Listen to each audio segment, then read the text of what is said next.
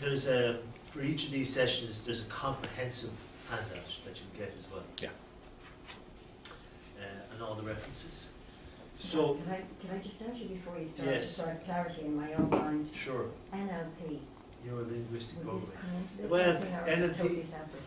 It's a, NLP is a set of tools. It's, and those tools are developed on, from research, from neuroscience research and other areas.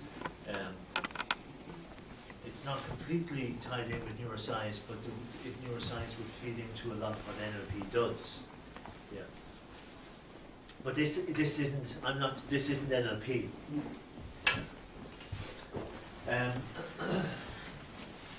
So,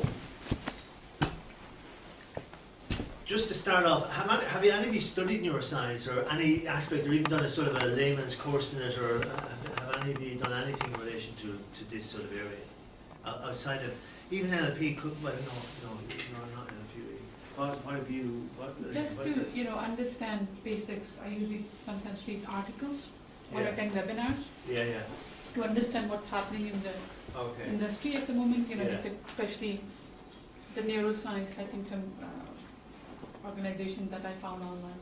So I just enjoy that, to Yeah. understand how a human So- being's brains work, or how my brain works, to understand that. Okay, good. All right. Well, you can get there's a huge amount out there, and the research, neuroscience as a field of research has grown massively in the last 20 to 30 years. It's been on the go for longer than that, obviously, but in the last, certainly since the mid-90s, it has become a solid field of research in its own right, and a huge branch of the scientific world, and leading and overlapping with many other areas of the science community, and kind of verifying as well as explaining some of the findings in other areas of science. So there's a lot of overlap and reinforcing of what's being discovered in other areas, and I suppose clarifying or helping understanding what was coming out of the world of science back in the 30s, 40s, and 50s, and there was no understanding as to why that was happening, and now there is with through what neuroscience has shown. So today we're going to look at a couple of areas which are mainly in the frontal cortex, and a small area that you'll all be familiar with, the amygdala, which is in here, right, and tied in with I suppose not so much tied into it, but there's a orbital cortex which is in there somewhere, but the basal ganglia. So here, so these parts of the brain. So this is the most recently developed, if you like, the last part of the brain to be developed, this outer layer. Then the kind of within the mammalian, the reptilian brain, the amygdala, and then the basal ganglia is kind of at the outer edges of the central part. So and we shared this with the animal kingdom, the animals, and this is unique to us. Anyway, so the rest you can forget about. We'll touch on some of the others later, but it's not a. This isn't a biology lesson or we're not studying. We're certainly not studying the anatomy of the brain. It's just for any of you who are kind of into the science and academically bent, then you've got your fix for the day, and that's it. So, really, what I want to talk about is kind of the theme of this session is basically focused through these two questions. Why do people resist change? Because we do. We all resist change, particularly change that we haven't chosen to or volunteered to take on ourselves. And how can you best help people overcome that? So before we get into the neuroscience, what neuroscience tells us, what neuroscience says about these two, right? What's your sense of it? Why do people resist change? Creatures of habit. Yeah. So we're creatures of habit. Very good. Yes. The We have. What about the unknown? we like to control.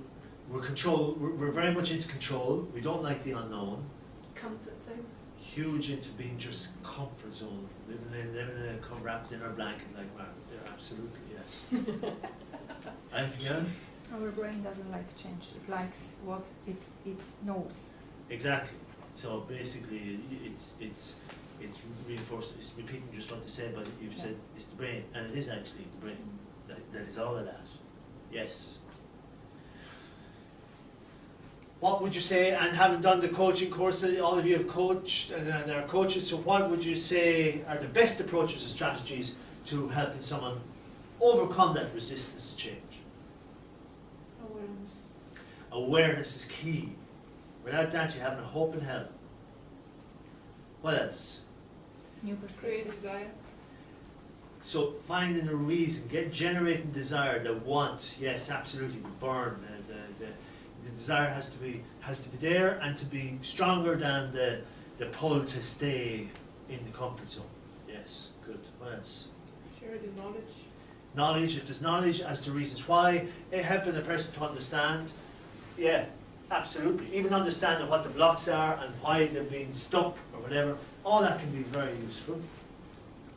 Show new perspective, new ways that are. New ways, new strategies, is that what you mean? Yeah, just. Yeah. Okay, good. Yeah. New perspectives, new possibilities.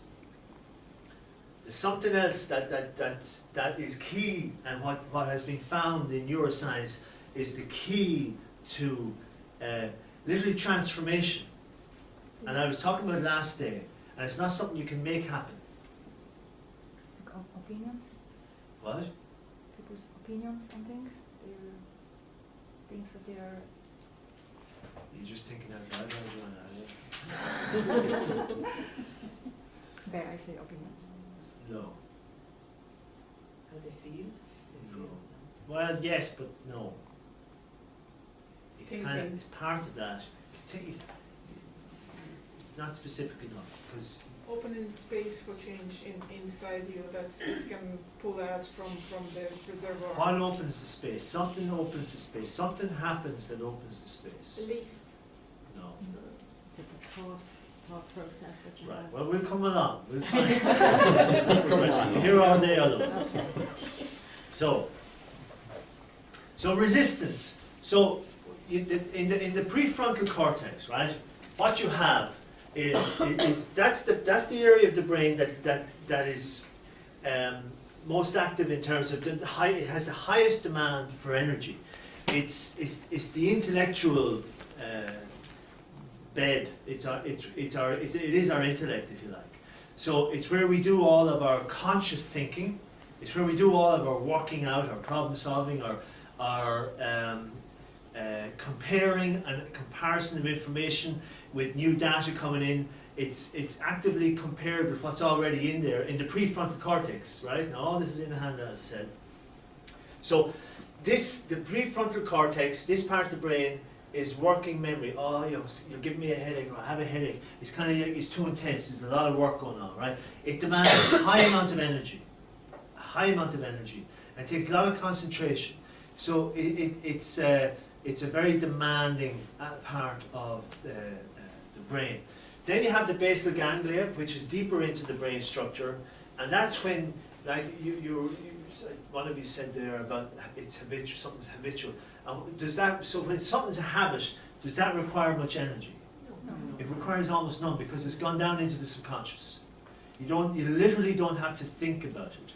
So it has moved from the prefrontal cortex, and through a period of time and focus and repetition, it has progressed into the basal ganglia. Now the basal ganglia has taken this away from the prefrontal cortex and runs it on its own in the background without you having to really do a whole lot. So it requires very little energy. And a lot of our day-to-day existence is managed from this part of the brain, right? So working memory requires a huge amount of effort, a lot of attention, and when you think about resistance, that's what resistance is. It's having to make change. So because you have to take it on board, you have to work it out, and you have to use the prefrontal cortex to bring about the change. You're employing the cortex to embed, to begin the process of change. That takes a lot of attention and effort. And if you don't persist in that attention and effort, it's going to fall away because it has not been embraced by the basal ganglia, which will take it over once you've done it often enough. Does that make sense? Yeah. So you have to go through that pain and patience and persistence and repetition in order for the brain to have, in order for the circuitry to be laid down, for it to be hardwired. And once it's hardwired, you're home free. Right? Now, the working memory, the problem with, and what resistance actually is that you have a series, you're hardwired to operate a particular way, right? And then you decide you need to do it differently. Or you have to change your life in some way, right? And so the working memory is engaged in that.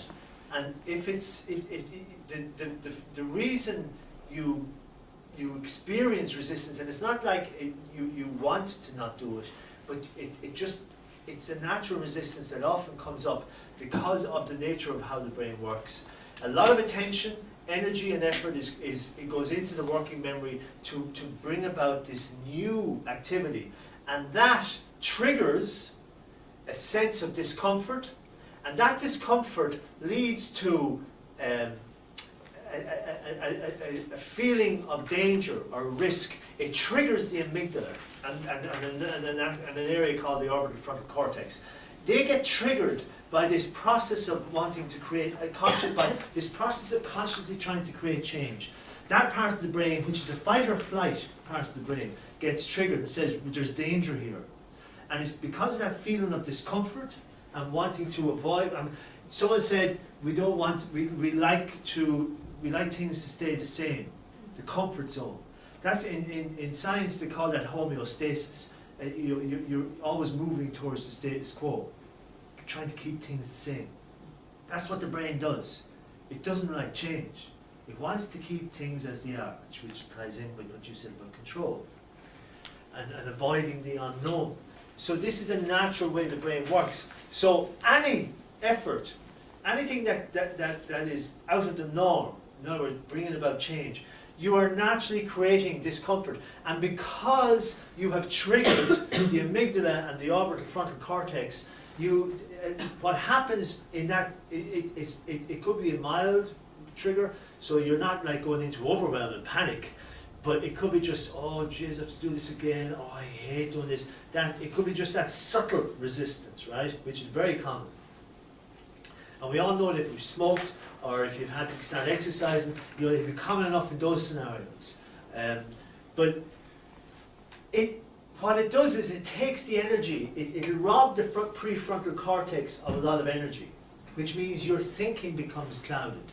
Your ability to make decisions becomes compromised. You start to make more mistakes, which only feeds into the fear factor for the amygdala, right? So and that's where the risk, if that persists, the person could quit or give up. That's if they don't understand what's actually happening. But in actual fact, by all that happening, what that means is you're making progress. Even though it feels like you're falling apart, you're actually making progress. And it's to persist gently and easily with it, knowing that it's just that reptilian part of the brain that says there's dinosaurs coming down the lane, or tigers, or whatever. You're in danger, when in actual fact you're not. Does that make sense? Mm-hmm. So knowing that, and it goes back to what Natalie said about awareness. With that awareness, you can help a client to continue the process of change, even though it feels crappy. Knowing that that feeling is coming from a part of themselves that doesn't know any better. It's like a 2-year-old. It's emotionally retarded, because it is.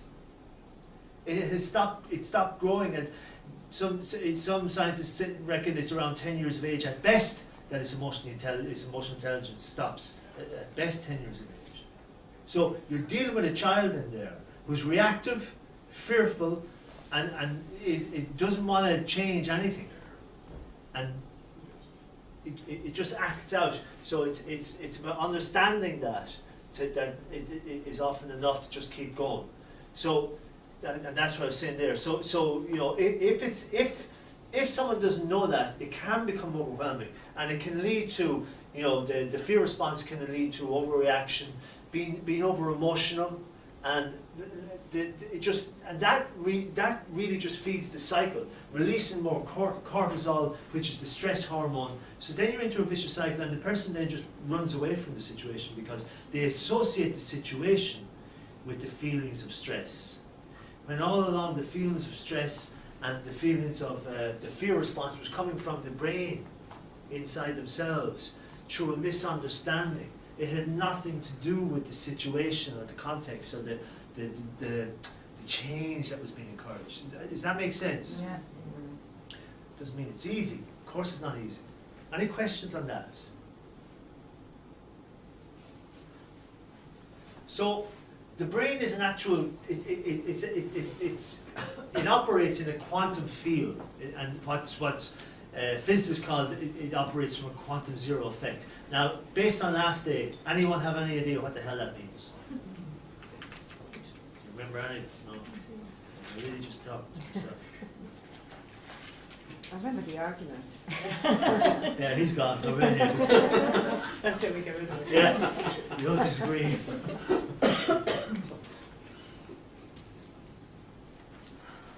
So, quantum physics. What's quantum physics? Energy. Yeah, okay.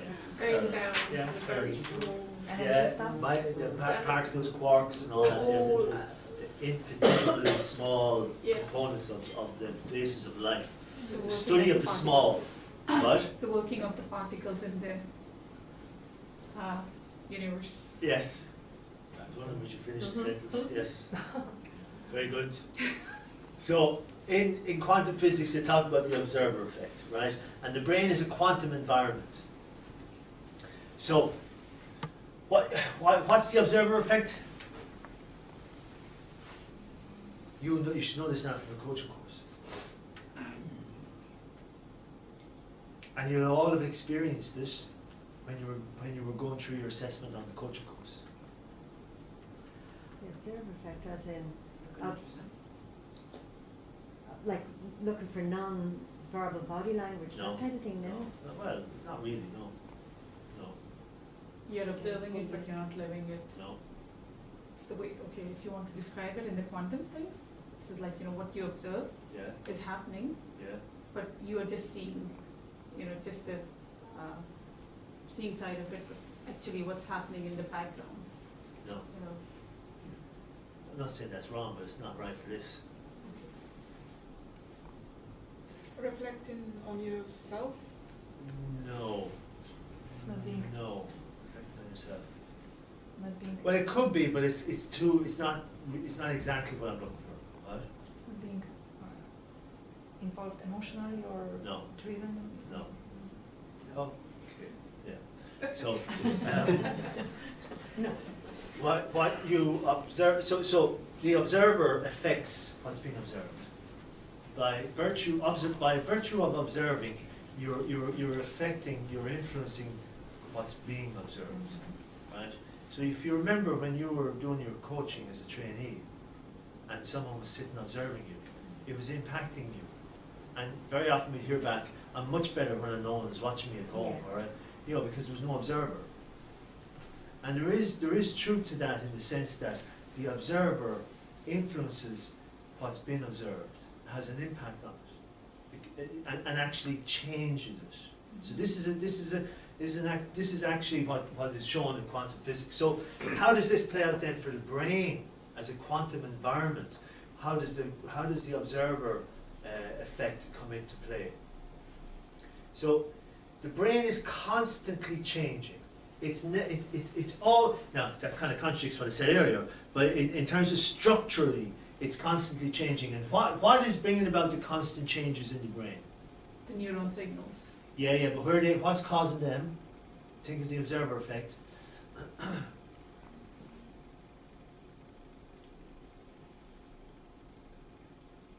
Experiences. Yeah, but it's even simpler than that. It's yes, thoughts, yes, but again. Feelings. Okay, fine. What? No. Being No, I'm not gonna aware of say. them, seeing them. Yeah. Seeing, yeah. It is awareness, seeing. It's wherever you put your attention. Yeah. wherever you put your attention, and particularly if you, in a very focused way, you're literally changing the structure of your brain. And that's why, you know that saying, be careful what you wish for. If you're constantly wishing for something, you're actually laying down you're hardwiring your brain for it, right? And and a wish is a thought. So whatever word you use, it's still a thought. It's a pattern of thinking. So whatever pattern of thinking you're in, you're feeding that to the brain. The brain is laying that down like a rail track. And that's how the brain structure is constantly changing. It's responding constantly to what you are paying attention to. That's the observer effect. It's the change. The brain is changing. It's fluid. And it's all down to the attention. Where is the attention being put? So it's going back to the resistance and looking about bringing change. The more you focus on what you want, the more attention you give it, more intensely, for longer, the more you're guaranteed to get it. And it doesn't matter what it is.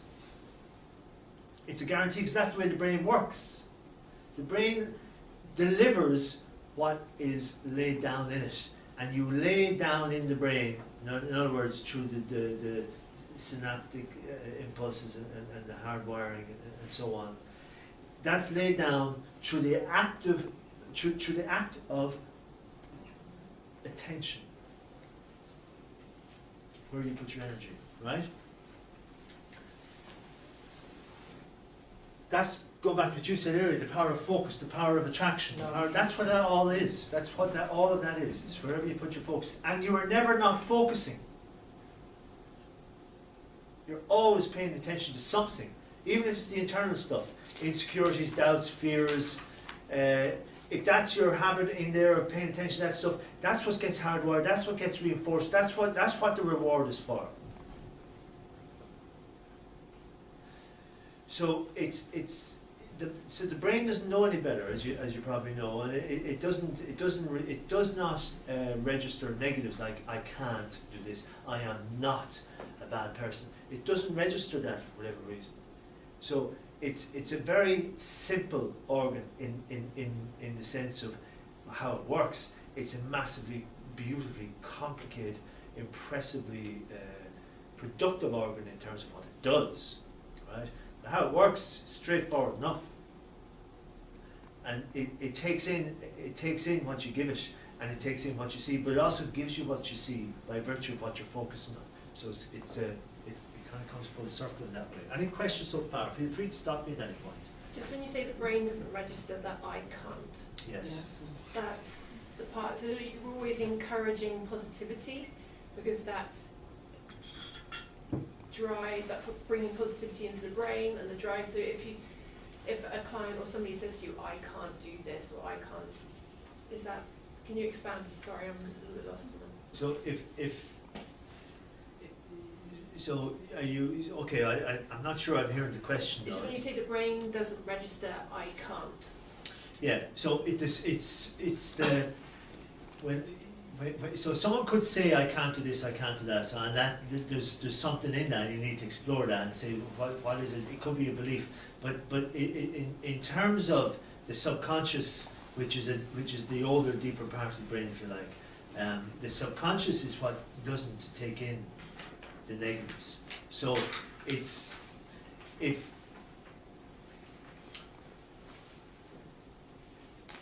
I'll give you an example.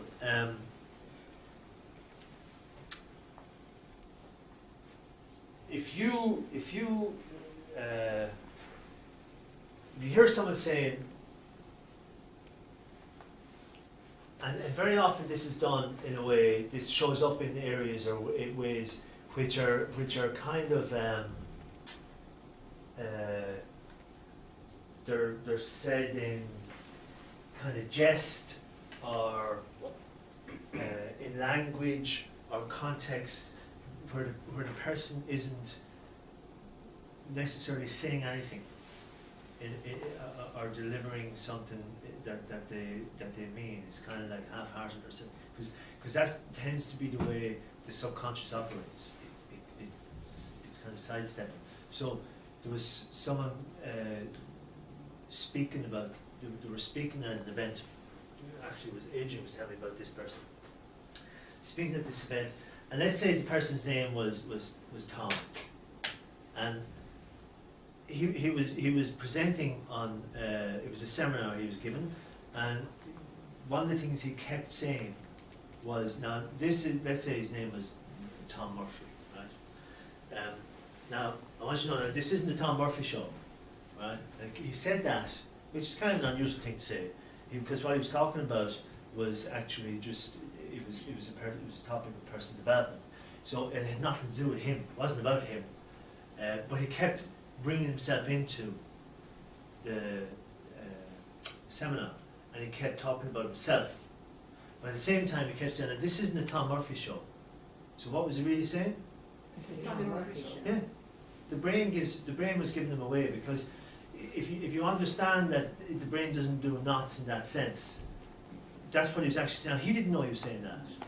So it's kind of realizing. So it's always unconscious. Like consciously, I can say I can't fly a plane. That doesn't mean I can. Can't, because I haven't learned it. That's conscious. There's a conscious practicality to that. That's different to the. It's the more subtle unconscious stuff that comes out in spite of itself, in spite of us. It comes out all the time. And if we're listening to it, that's why with the clients, if we're listening to it, we pick it up. But yeah, if you've never learned English, then you can't speak English. That's different. That's the prefrontal cortex. Either the information is in there or it's not. The information to fly a plane is not in my brain, because I didn't go and learn it. So I can't do it. But I can learn. I can't learn. That's not true.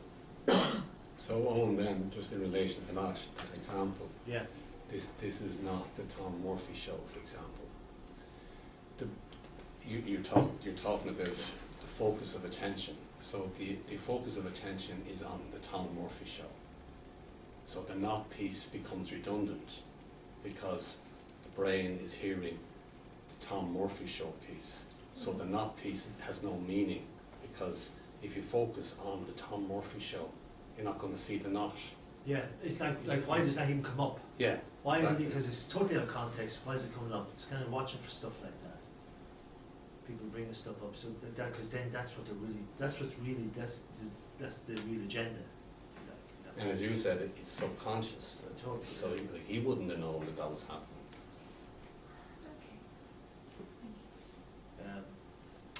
Any other questions so far?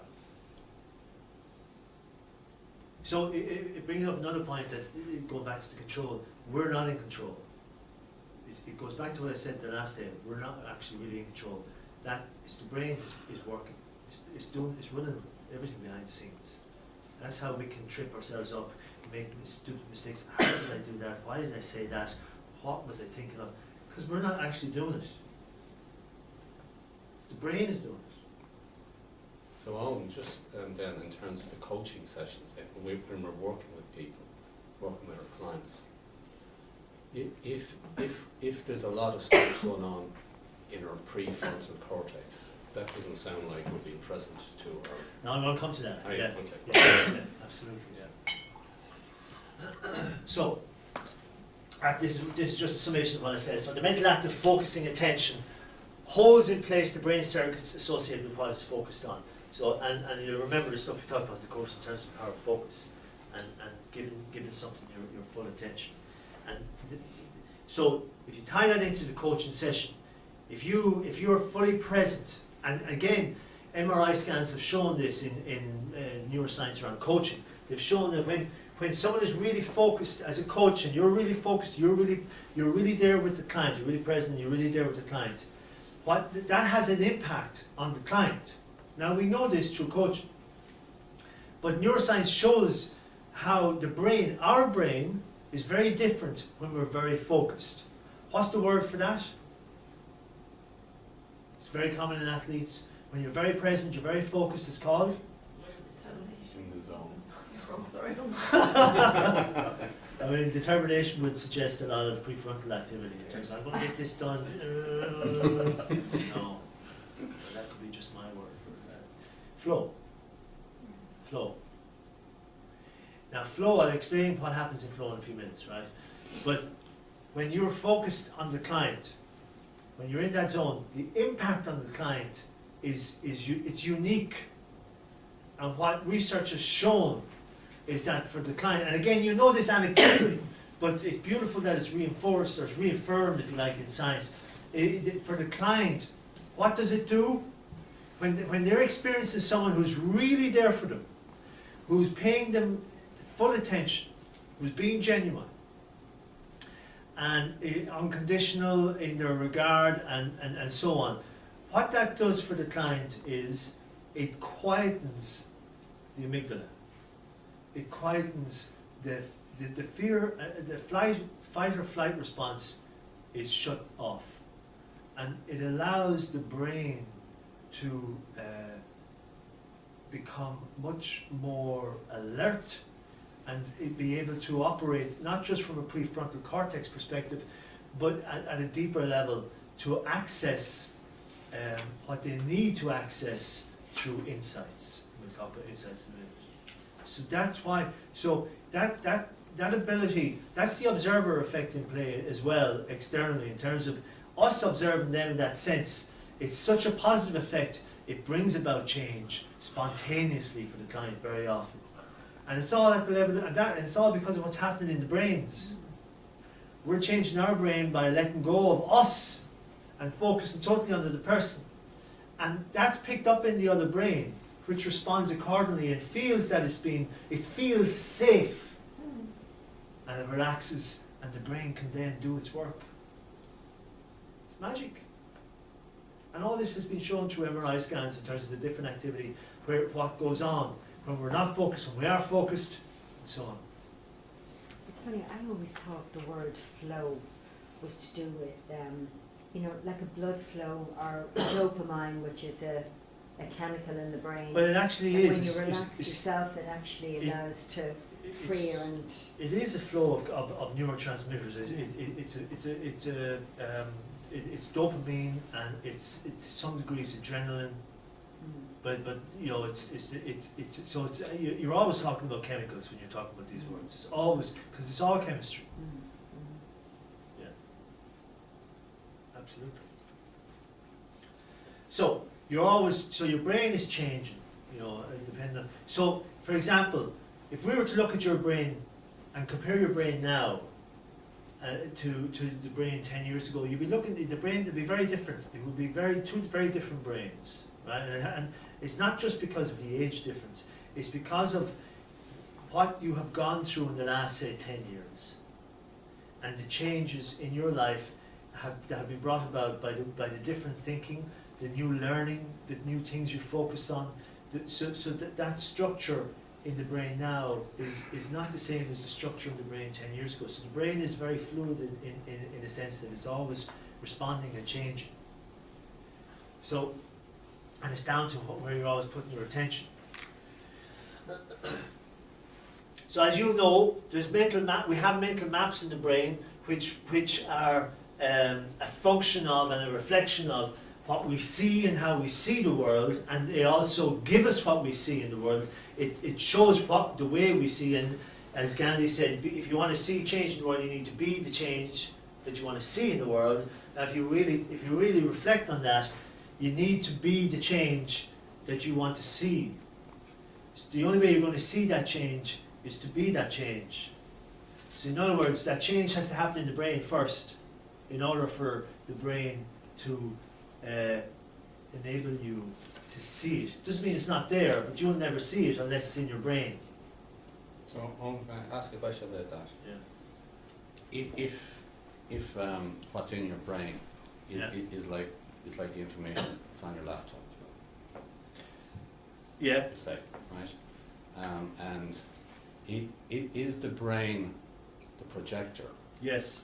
which reflects back through life events or through the world what's actually in there. So the brain. Yeah. so what's on that laptop through the brain, which is the projector, will simply mirror back what's on it. Yeah. But it can't mirror back anything other than what's on it. Yeah. Isn't that right? The brain is a processor and a projector. That's all it does. So your reality is being projected out there by the brain. That's what it does. Yeah. But also, doesn't your brain recollect if you've been through this change before and it was a bad experience Yeah. and impact your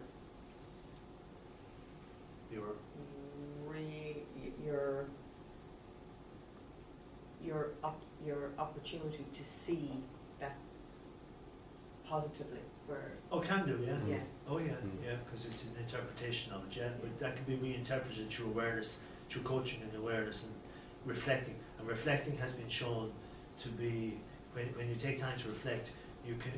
It has been shown to be a very effective way of rewiring the brain around previously painful or traumatic or fearful events. Through the power of reflecting on it, you rewire it and therefore re-experience it completely differently. And again, that's just brain science is showing us that. And what about visualization?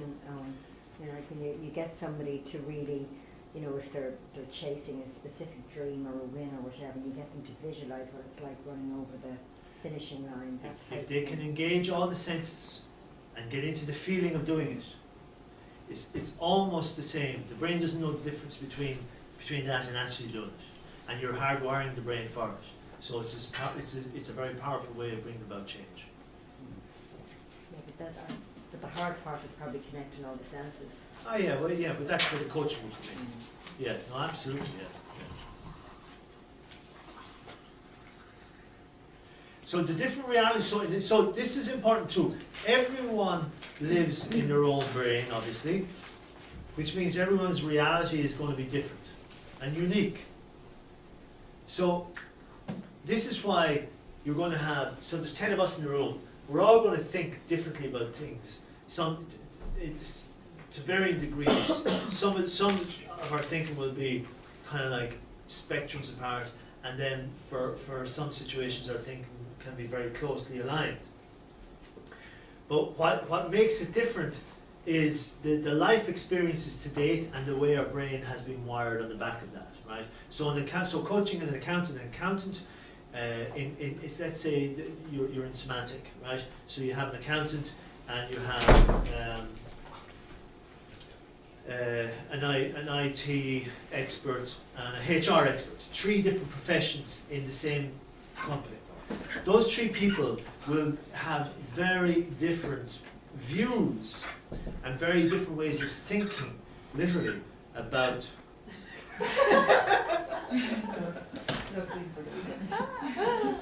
about the business and the world of work. Why? I'm More sorry. interested in the bloody door now. That's the point. Because they have different viewpoints. They look at it from different sides. They have different viewpoints. They're coming at it from completely different angles because the way they operate in the world, one operates through the world of figures and accounts, the other operates through the world of digital media, IT. So literally their focus and their attention is on completely different stuff. So the brain is different as a result, so they can't but think differently. It's a natural extension of it. So their reality is absolutely different. So around that, if that's a, we have different jobs, we look at bring a different perception. Yes. But is there a, when we try to have a shared understanding of something, Yeah. so like, okay, everybody's still going to think uniquely, but how do you bring that to the shared understanding in one room? Because at one stage, the goal Yeah. is usually one. Well, that's where you bring in facilitators or mediators or a coach to hear each other speak, so that each person can begin to understand where the other person's, literally where the other person's coming from. That's it. It's sharing each other's realities to gain an understanding of what's going on inside that person's head. So it's and beliefs in placebo. So placebo, that's coming up now. So placebo and nocebo and Sam Schumann. So do you know what a nocebo? You probably know what a placebo is, yeah? Do you know what a nocebo is? So placebo, they use the placebo effect in trials, medical trials, and pharmaceutical trials. They'll give someone, let's say they're testing a new drug, and they'll have a control group, and they'll have a group that is given the placebo and a group that's given the actual drug, right? So the group that's given the placebo they've been given a sugar pill. They've been told this is the drug, or maybe the drug. So the person doesn't know, it's double blind. Usually it's double blind, there are better ones anyway if it's double blind. So the placebo, and what they have found, and what all the research has been shown down through decades, and it still amazes me that the pharmaceutical world ignores, but I suppose it's more the medical world ignores it. I understand why the pharmaceutical world ignores it, because it would mean they're out of business if they chose to actually look at it. So the medical world say, yeah, that's just the placebo effect. But people recover from illnesses from the simple belief that they've been given the pill, or from the simple belief that the doctor says you'll be grand. The power of suggestion can be massive. And that's called the placebo. It's where a person takes information in and decides it's true. And it becomes a belief in the brain. And therefore, because it's a belief in the brain, it can't but come about. It's inevitable. And that's the power of belief. That's the power of what you take on to be true has to come about. It's an unstoppable force. That's the way the brain works. So that's actually that's the placebo effect at play. And nocebo, it comes out, it's like, well, it's demonstrated by Sam Schumann's story. Sam Schumann it's in the medical literature for decades. 1970s, he was diagnosed by his doctor with end-stage liver cancer, right? And true to the diagnosis, he died pretty quickly of liver cancer. That was the diagnosis, and that's what he died. They operated on him, did an autopsy, and the tumour had not grown. It was about the size of a little nut or whatever, just tiny. So it hadn't grown, and it certainly shouldn't have killed him. He was actually okay. So what happened? He believed that he died. He took the advice, he took on what the doctor believed to be true about him. But not only that, everyone else around him, his family, friends, believed it too. So the story was reinforced everywhere for him. And so the brain had kind of just took this as a fact, and down he went. And he died of something he never had. So it's another example of a nocebo. That's a nocebo. So like in some countries, doctors are becoming aware of, and in some countries, particularly in the West, there are surgeons who are reluctant to operate on patients who believe they might die or are afraid they might die, because the risk factor is increased that they won't come out of surgery. Because it's crazy. That's not crazy actually. It's just how the brain works. But somewhere where this operates as part of the culture is in Haiti. What do they do in Haiti?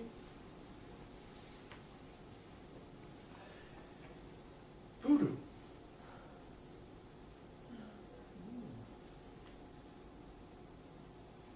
You know what voodoo is, right? Mm-hmm. Yeah. We want to hear more. We're just wondering where you're going with this. Yeah. Voodoo is where you have a witch doctor who puts a curse on you. And in Haiti, this is part of the culture. It's a religion.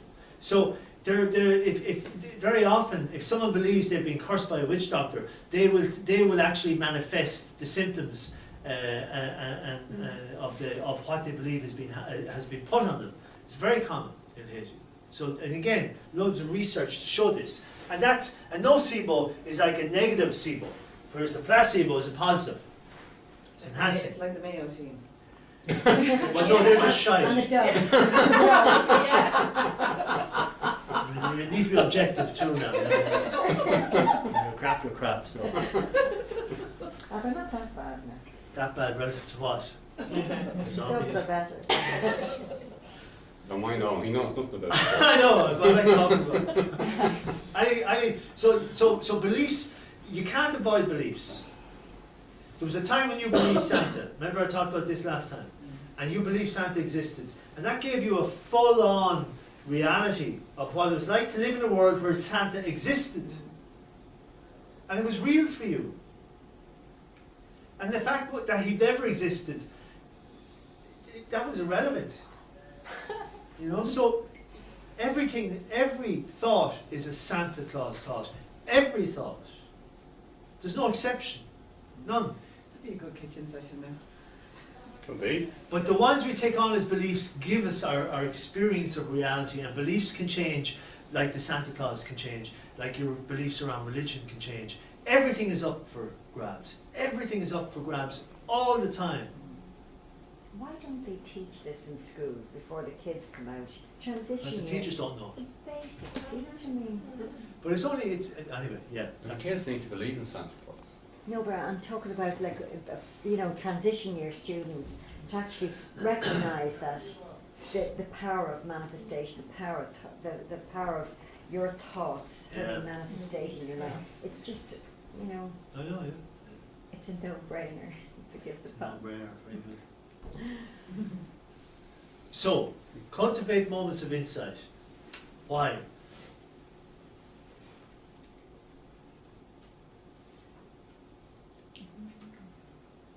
Becoming aware what you think, of your thoughts, beliefs.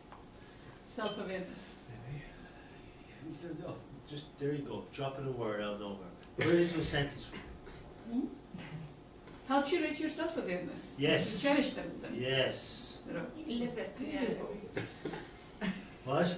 It becomes, if you cultivate it, if you have an insight and you can really take it on board, it Yes. stays with you longer, it embeds. Again, what neuroscience has shown is that the brain, the natural way for the brain to learn is through insight. It's wired, it's structured to have insights. We're designed to have insights, and we actually have insights probably way more than we realize. How do you know when you have an insight? Is that your gut feeling? Aha. I've asked the question. That's what you feel like. So how do you know? And so It's like what did you say? It's Doesn't like you matter. said, this clarity. no, you have to hear me out Wow, now. wow, wow, You wow. just like, it goes like that, aha. You know, you just Yes. like, oh, I didn't Yes. think of that. Yes. So that's what your aha moment is, Exactly. or insight is. So what did I ask? Oh yeah, how do you know? So right, how do you know? What else? What else tells you just had an insight? So it's that aha moment. Mm. Like, you know, when you were talking about the fog, at that moment you feel clear. Yes, you have absolute clarity, even if it's just for a moment. It's like a flash. What else? There's something else, and it was mentioned earlier. It's like positive energy, I guess. Yes, it comes it's the with it. feeling. It's the feeling. So when the brain has an insight, it releases endorphins. And that's what gives the feel-good, aha, excitement, aliveness, awakeness feeling. Sometimes it can be really strong. And you're jumping around, you come to, whoa, this is, oh man, I gotta do this is fantastic. And sometimes it's very subtle, oh yeah. You know, it's really subtle. And then you move on, you know. But insights are on many levels. But it happens the same way every time. But the impact of the feeling can vary dramatically depending on the context and I suppose how important it is in that moment. So and in coaching, we're all about helping the client get insights. That's why we talk about the surest way to minimize the client getting an insight. What are the surest ways? Leading, telling. In other words, you fill in their head, you coming up with the answers, trying to fix them, and we're all aware of that. We all tend to do that. We see it out there, and that advice given. So that does not encourage insights. And that kind of goes back to some degree to the education system. You're asked why don't they do an education system? Because if they were to follow this to the fullest of its nature, you'd have to transform education from the root up, and that would scare the living bejesus out of them all. You wouldn't do it. But then you're back to fear and change. You see? So it's not as straightforward as it sounds in terms of bringing about the change. It's going to be very slow, but it's happening in its own way. So when an insight happens, it generates the neurotransmitters, adrenaline and dopamine, all the feel-good. It's affirming, it's reaffirming, it's positive feedback to the brain. And in that moment of an insight, brand new connections are formed instantly. And those connections are formed without you having had to do anything, without you having to had to work on them or bring about change. You know, it just happens spontaneously. Massive amounts of connections are created spontaneously. And that's another example of the quantum effect. It doesn't need time. Change does not require time. If it's done right, it should happen like that. And that's the quantum effect. That's what quantum physics shows. And that's how the brain operates. Effort is the least effective way to bring about change. The least effective.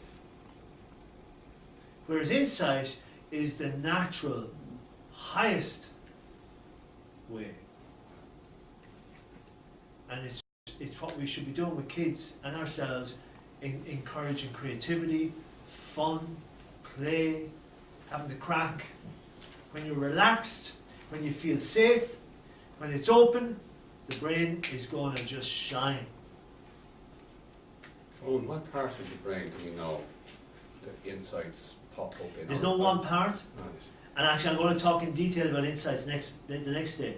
But it's actually a fusion of a number of different sections of the brain that hardwire together.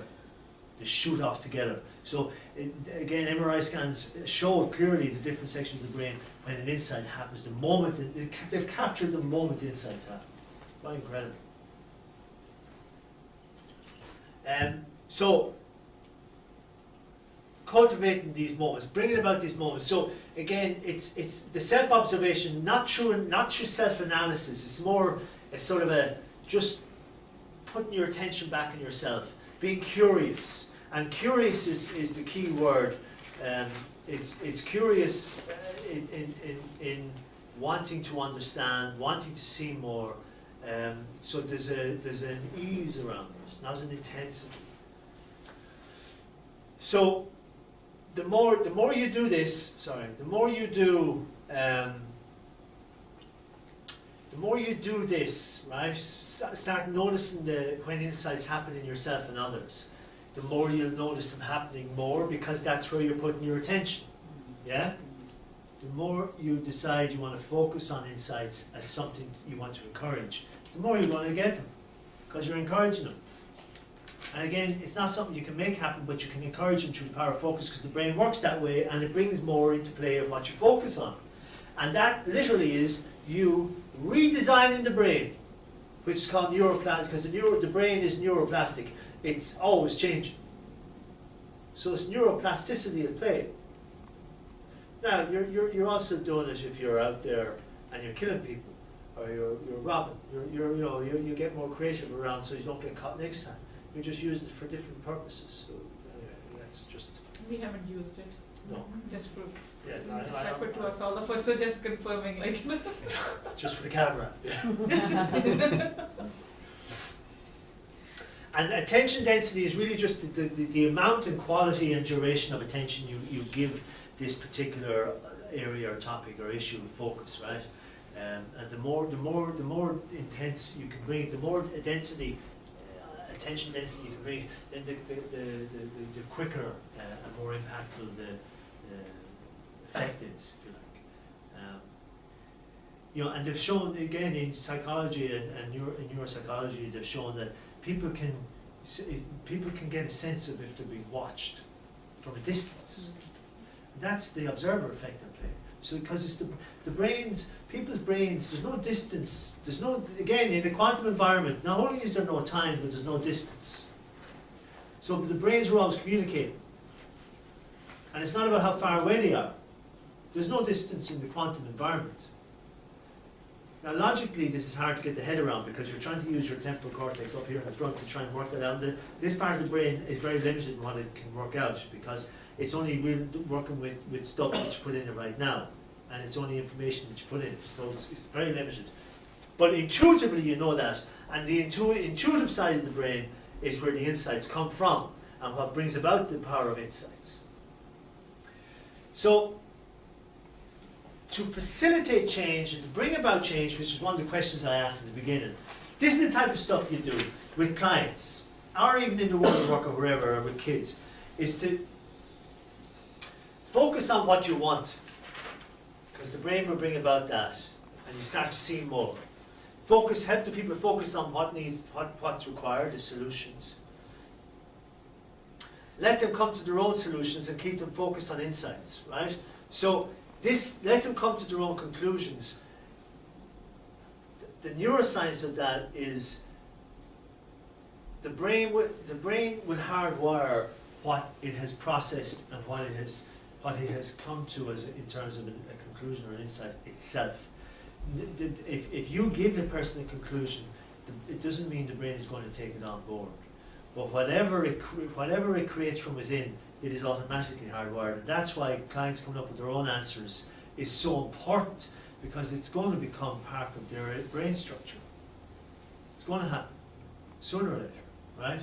And keeping them focused on their insights. Again, teaching them about insights and helping them understand that insights are part and parcel, and not to ignore, I think you said, Margaret, gut feeling. It could even be a gut feeling, not to ignore the gut feeling, not to ignore their insights, not to dismiss them, because it may seem like it's not logical or practical or sensible. That's irrelevant, absolutely irrelevant.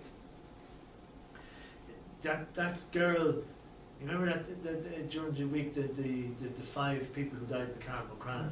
Mm-hmm. And did any of you hear what the girl in the airport had been saying in her report at the inquest? She rang. She knew there was something. She knew she had a bad feeling that there was something wrong. And she was in an airport in Dublin. Was that the mother of the daughter? It was the mother of, Baby. yes, the mother of the baby, Yes. who had lost the husband and the mother and Yeah. the sister and the Yeah. other children. She had a feeling there was something wrong. But logically, there was no reason for her to think that. And she tried to make contact and all the rest. So that's how powerful the brain, because there's no distance. There's the brain. Everything is connected. It's a oneness. So it's extremely powerful. So that you could say that was an insight that she was acting on, but logically, someone would say, "She doesn't have to be silly. Go and try your holiday or whatever." So it's not to ignore our gut feelings and insights. Very, very important. So insight is at the heart of learning, right? And that's why rote learning, and typically in the education system, the way we're taught how to learn and the way we're taught is full of effort, and it requires repetition to get it in there, because there's no insight involved, or encouraged, or even understood. So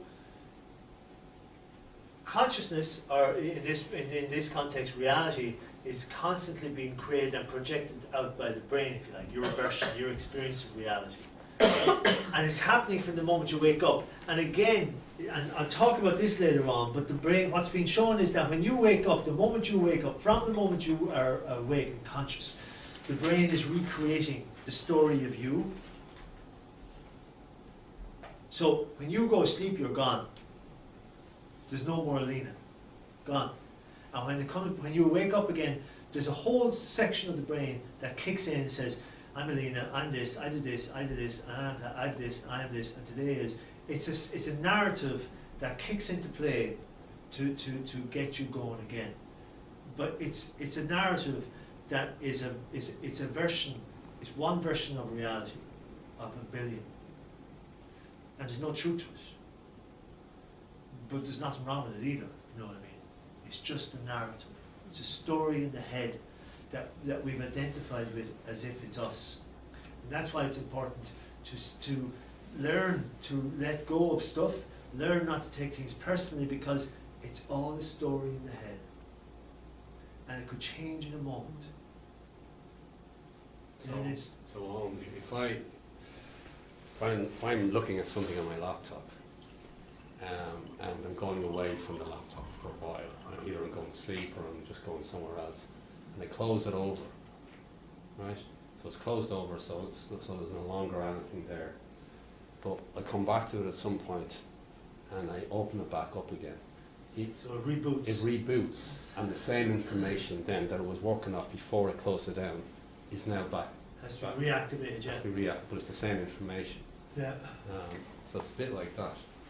But when your brain though can see it, because I use myself as an example. If I write an email late at night, Yeah. and I leave it there. Yeah. When I go to bed and then I wake up the next morning, I read that same email. Yeah. Sometimes I'll be like, why did I? Yeah. That's it. Why did I send it? Well, I try not to send emails because I'm in a different, different mindset. So it'll give me a fresh perspective Yeah. on that. But what's the brain then when we're asleep? I mean, we're dreaming. The brain's still. Yeah, there's some debate around what goes on in sleep. There's different schools of thought around that in terms of what's actually happening in sleep. So, but certainly at the night time when you're going to bed at night, your brain, you're and you're doing that email, you're definitely tired, you're exhausted. So you're compromising your ability in terms of alertness and clarity. You're overusing probably and over relying on the prefrontal cortex, which is ineffective at best on its own, right? What you want is to be using that in tandem with the more intuitive aspect of the brain. Again, we'll go into more detail of that later on, and that is much fresher and more alert and more awake. Usually first thing in the morning, unless we wake up stressed for some reason, or we're rushing, or we missed the alarm or whatever. But if we're able to wake up and stay relaxed, that's when the brain is kind of coming online as fully as possible with little interference, so you have greater natural clarity, and you're able to think more clearly, and so you have a better and bigger perspective on situations and contexts. So really, it's and a lot of that is down simply to you giving the brain and the body rest, tuning out, stopping. Because one of the things that has been shown is that when we let the brain rest, whether that's true sleep or whether we're doing something else completely, like going for a game of tennis or going for a walk or watching a movie, and we've been working on a problem or an issue or a situation, when we leave it and walk away and let the brain rest by doing some other physical activity or whatever, or sleeping, the brain then can give all its resources to resolving the issue in the background. But as long as you're engaged, you're in the way, because you're using the frontal cortex, which is only a hammer. Yeah. And you need to put the hammer down for it to get totally sorted. But some people don't. They keep using the hammer until they think it's fixed. And all they've done is hammer the hell out of it. And got a crappy version of it as an outcome. But if you let go and walk away, sooner or later, usually, and it'll probably come back to an insight, the brain will do the work that it's been set up to do. And when that's happening, it's using all other components of the brain other than the prefrontal cortex. And then the detail of this is in one of the later talks. And it then delivers it to you. And that's the approach, for example. I know it's a bit of a cliche to use it, but he did it so brilliantly. Einstein was always using that. He'd go away and do other stuff. When he realised he'd done enough on the problem, he knew the solution would come sooner or later. And it's how some of the most successful scientific discoveries and inventions were brought about, was through that sort of ability to let go and then through an insight. And in some cases, it wasn't the double helix case, one of the guys through a dream. So it was through insight and letting the brain do its job without your interference. So there's a hell of a lot that goes on that we're not aware of. And most of our life is a result of what we're not aware of going on in the brain. You know that saying that there's no such thing as a coincidence. Right. You know when you talk about the fact that there's a connection between the brains? Yeah. Is that where that comes into play, or is that where that saying has come from? Because maybe you'd say there's no such thing as a coincidence, and maybe not self-aware or self-observant, but... Well, I mean, a coincidence really is just noticing or experiencing something that ties in with something else that you're aware of, or that is connecting in with something that that's alive for you in that moment. So you could spin it a number of ways in terms of you're putting meaning on something that's just happened. You're putting a story on it. Oh, that's some coincidence. You know, recognizing an insight, maybe. If it's an insight, then it's not a coincidence. It's an insight. So I'm I don't know what I'd say around coincidence, because there's not a lot of stuff out there on it, and it's more just an opinion. There's opinion and stuff out there on it, but it's synchronicity would be a version of it, in terms of you bring about coincidences or synchronous events by the way you're being. But you're kind of doing that anyway, because you're always being away. You're always in some way of being, which is going to bring about overlaps and connections and opportunities that reflect where you're at and what's going on for you. And that's the focus. Yeah. Yeah. So what appears like a coincidence is just something that's in line with where you're What at. you're thinking. Yeah. Mm. So it's kind of inevitable. That's just how it works. It's like this morning, if I could just, I came in here today, there's a friend of mine staying in the hotel for the weekend, and there was a chance that we may be able to meet up or not today, depending on our circumstances, whatever, right? So I was hoping that at least I get to see her anyway. So I was late this morning, and as I arrived into the hotel, she started walking out the door. Now, had I not taken the wrong turn, I would have been sitting up here and I would have met her. So I don't know whether that's a coincidence or that's No, whatever. that's an example of you making, you made a decision on a certain level, right? And then you let it go. Okay. And then you let the brain do the rest. You let that's really what I'm talking about. If the more you can let something go and trust in the process. If I meant to meet her, I'll meet her. It's not even No. that you're meant to know. It's going to happen. But how it happens and the way it happens, you've no control over. But you've told the brain, this is what I want. This is the way it is. And you said it and clearly you did it in such a way that it had almost you had almost no attachment to it. There was no neediness or clinging, which is actually what can stop it from progressing. Yeah. So letting it go is the next step in that process, and letting the brain take over. And that's what I was talking about in terms of going off and doing something else and going for sleep. That's letting it go. So we're doing it all the time. I'm just thinking, okay, when is it a good time to let go? Because there are Around 3:10. let me continue. There are Please. people, for example, who really want to have a child. Okay? Yes.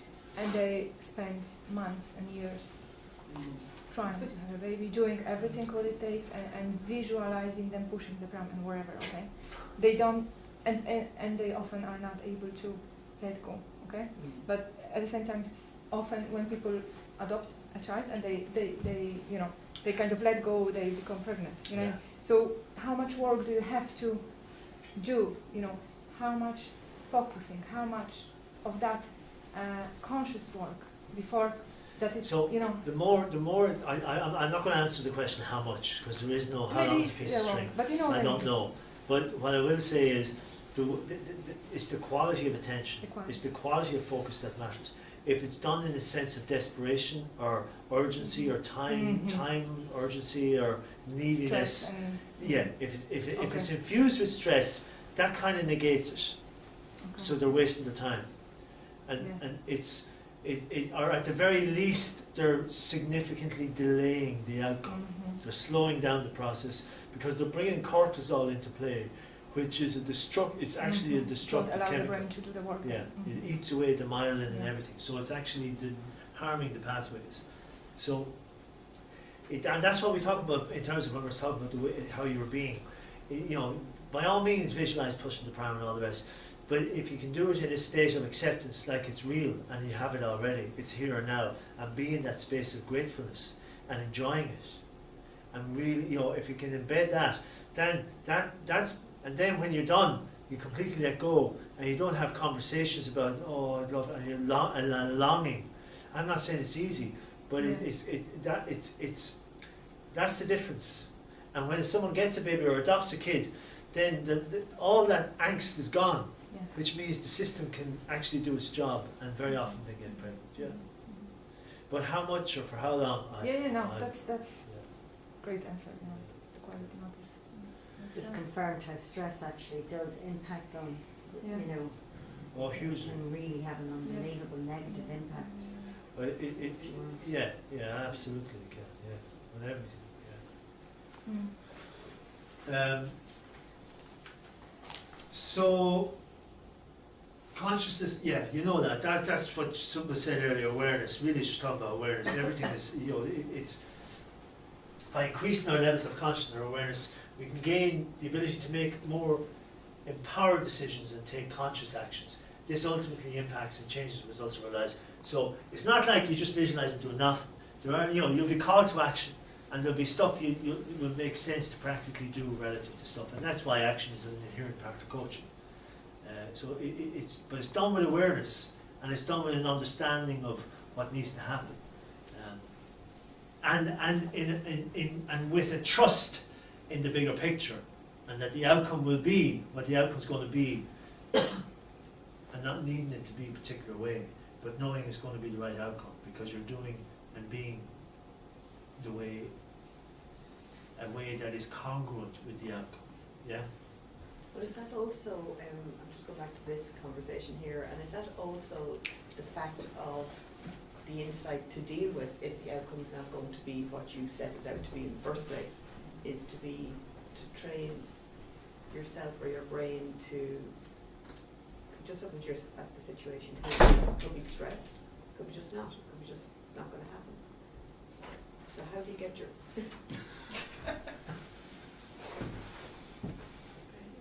Are you asking? I'm trying to say out loud myself what I'm trying to ask. I'm trying to ask that sometimes the insight, you know, like if you wait for it to happen, it'll just happen. What you said, right? Okay. Right. But if what you want to happen actually doesn't happen, so you're waiting for it, and like this girl getting pregnant, Yeah. Right. and it doesn't happen. So how do you prepare your brain for that it doesn't happen, even though you want it to happen, but you're going to let nature take its course? Do you know what I mean? Ability to accept. Yeah. So do you train your brain the ability to accept? What is that? Maybe our role comes in there. Accept that there'll It may be. not happen. Accept and trust. Are we talking Yeah. about that? Yeah. But that the act of letting go moment to moment that's built into that. Okay. It's total trust, because there's no guarantee of anything. Yeah. And there may be other subconscious beliefs at play that are preventing the person from getting pregnant or wanting to get pregnant. Or maybe deep down they don't feel they deserve to be a mother, or whatever. You don't know, and that's where coaching could help as well, to uproot certain belief patterns that may be holding them back, that they're not necessarily fully aware of. Because you know they will play a part if they exist on some level in the person as well. But the more a person focuses on what we're talking about, the baby stuff in life, for example, and they want that, then the more it can become apparent where the blocks are. If they stay with the process and stay gentle with the process, then if there are blocks, they'll start to come up. That's the piece I was missing. And then you work with those blocks, work through those blocks as part of the process of staying on track. That's the piece I was missing in the conversation, was Right. okay, so how do you Yeah. trust the process and keep working? Well, the process will always deliver what needs to be worked on next. And if you're willing to engage and do the work that needs to be done, then you'll move through it, and it'll be on to the next thing. And you'll move through it simply because it came up for resolution.